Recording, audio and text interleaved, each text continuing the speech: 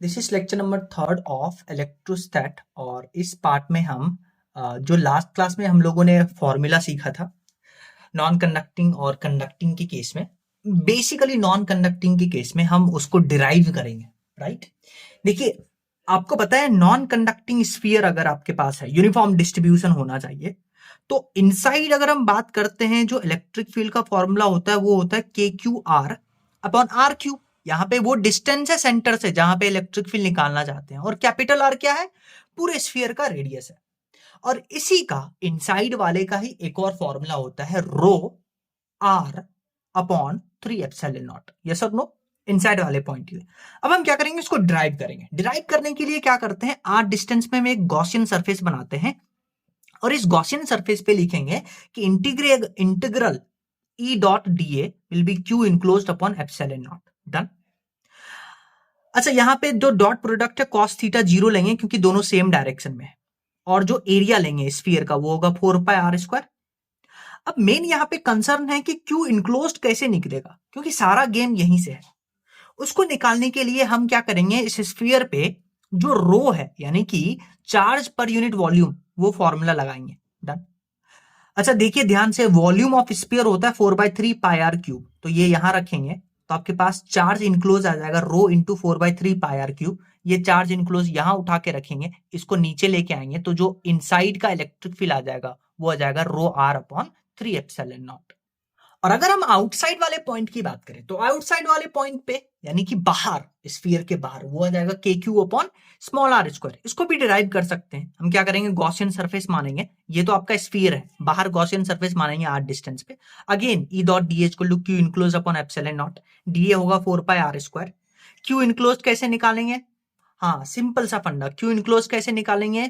Q जो रो होगा that will be charge upon volume, और वॉल्यूम स्फीयर का ही लेंगे यानी कि 4 पाई, वॉल्यूम हो जाएगा 4/3 पाई आर क्यू। यहां रखेंगे, आपके पास क्यू इनक्लोज रखेंगे तो आपके पास ये फॉर्मूला आ जाएगा K Q upon small R square. Done. अच्छा, ये क्वेश्चन मैंने आपको इसलिए बताया ताकि आप क्या करिए, एक बहुत इंपॉर्टेंट उसके डेरिवेशन के ऊपर बेस्ड क्वेश्चन करके देखिए। जैसे आप एक क्वेश्चन देखिए, आपको बोला है कि एक स्फीयर है, उसका जो चार्ज डेंसिटी है, वॉल्यूम चार्ज डेंसिटी, वो इस फंक्शन पे डिपेंड कर रहा है। अब देखिए वो चेंज हो रहा है, और आपको ये दिया है, ये कंडीशन कुछ गिवन है, और आपसे बोला है कि आउटसाइड द स्फीयर आपको इलेक्ट्रिक फील्ड निकालना है। करना कुछ नहीं है, यहां आप क्या करिएगा, वापस से डेरिवेशन वाला टेक्निक यूज करिएगा। क्या होगा, आप यूज करिएगा integration E dot d h को q enclose upon epsilon naught. Yes, area surface area लिखे 4 पाई आर स्क्वायर, क्योंकि आउटसाइड वाले पॉइंट पे पूछा है। और क्यू क्यू इनक्लोज्ड कैसे निकालेंगे, वही सबसे बड़ा गेम है। यस और नो?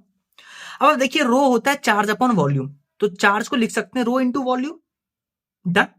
अच्छा, वॉल्यूम को लिख सकते हैं एरिया इंटू लेंथ। एरिया होगा स्फीयर का 4 पाई आर स्क्वायर, और लेंथ मान लेते हैं डी आर, स्मॉल आर के लिए मान लेते हैं डी आर। इसको इधर लेके आइए, इसको इधर लेके आइए, दोनों तरफ इंटीग्रेट करिए 0 से आर तक। यहां इंटीग्रेट करिएगा, इंटीग्रेट करिएगा तो आपके पास क्यू का वैल्यू आ जाएगा। देखिए इस इंटीग्रेशन के बाद फिर इस क्यू को यहां रखिएगा, इसको नीचे लेके आइएगा तो आपके पास इलेक्ट्रिक फील्ड आ जाएगा। नेक्स्ट हम एप्लीकेशन पढ़ रहे हैं कि हमारे पास क्या है, एक इनफाइनाइट चार्ज सीट है, उससे आर डिस्टेंस पे हम इलेक्ट्रिक फील्ड निकालना चाहते हैं।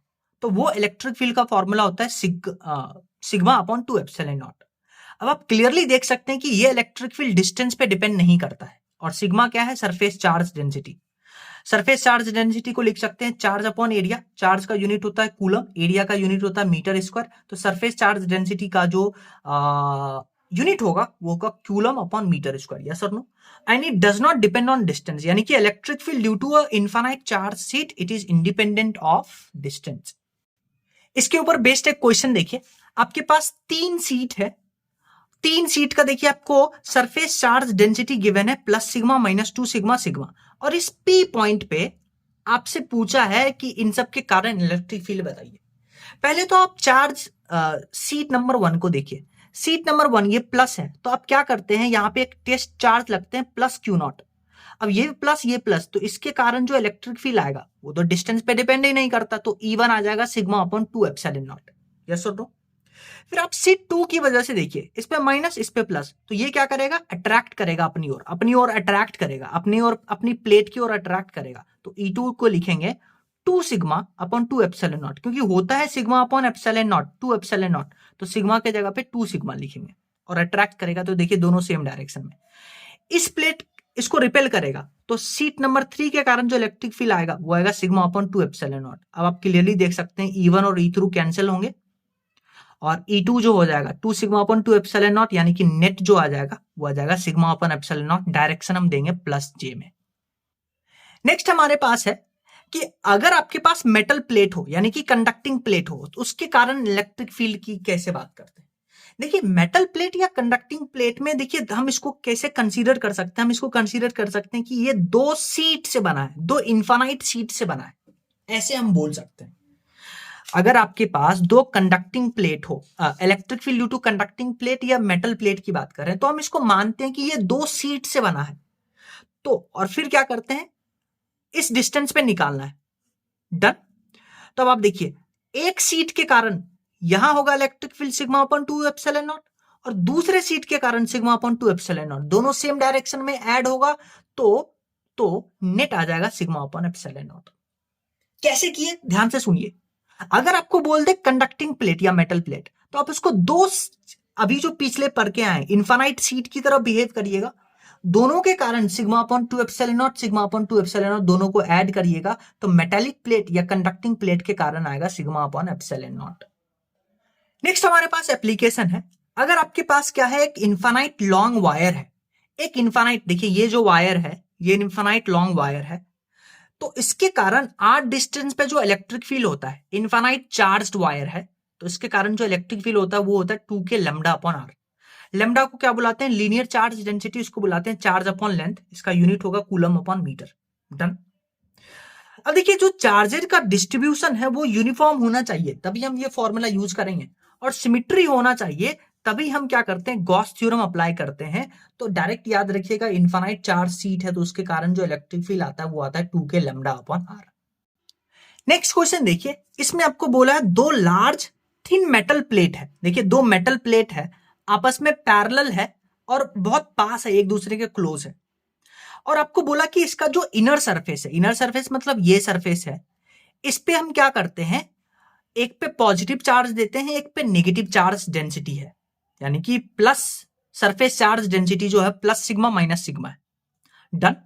और उसका जो मैग्नीट्यूड है सरफेस चार्ज डेंसिटी का वो इतना है। तो आपसे पूछा है कि इलेक्ट्रिक फील्ड बताइए, इलेक्ट्रिक फील्ड बताइए आउटर रीजन में, फर्स्ट प्लेट के आउटर रीजन में, सेकेंड प्लेट के आउटर रीजन में, और इसके बीच में। आइए पहले बात करते हैं इस पॉइंट पे। देखिए ये जो क्या है आपके पास, मेटल प्लेट है, तो मेटल प्लेट है आपके पास, तो ये पूरा जो मेटल प्लेट है इसको हम मानते हैं कि ये बना हुआ है एक इनफाइनाइट सीट से, एक इनफाइनाइट सीट से, तो 2 इनफाइनाइट सीट्स है, दोनों मिलाकर के मेटल प्लेट, डन। तो देखिए इस पॉजिटिव सरफेस चार्ज डेंसिटी के कारण यहां जो आएगा इलेक्ट्रिक फील्ड वो आएगा सिग्मा अपॉन 2 एप्सिलॉन नॉट, और ये क्या करेगा, अट्रैक्ट करेगा, क्योंकि नेगेटिव है, क्योंकि यहाँ पे हम प्लस पॉजिटिव क्यू नॉट का टेस्ट चार्ज रखेंगे, तो ये रिपेल करेगा, ये अट्रैक्ट करेगा, तो ये आ जाएगा सिग्मा अपॉन 2 एप्सिलॉन नॉट, ये कैंसल, यानी कि फर्स्ट मेटल प्लेट के आउटर सरफेस पे नेट इलेक्ट्रिक फील्ड 0 आएगा। सिमिलरली यहां पे भी 0 आएगा, क्योंकि एक अट्रैक्ट करेगा, एक रिपेल करेगा। अब बात करते हैं बीच में ये पॉजिटिव वाला क्या करेगा, रिपेल करेगा, तो ये आ जाएगा सिग्मा अपॉन 2 एप्सिलॉन नॉट, ये अट्रैक्ट करेगा, तो अपनी तरफ दोनों सेम डायरेक्शन में, तो जो नेट इलेक्ट्रिक फील्ड आ जाएगा वो सिग्मा अपॉन एप्सिलॉन नॉट आ जाएगा।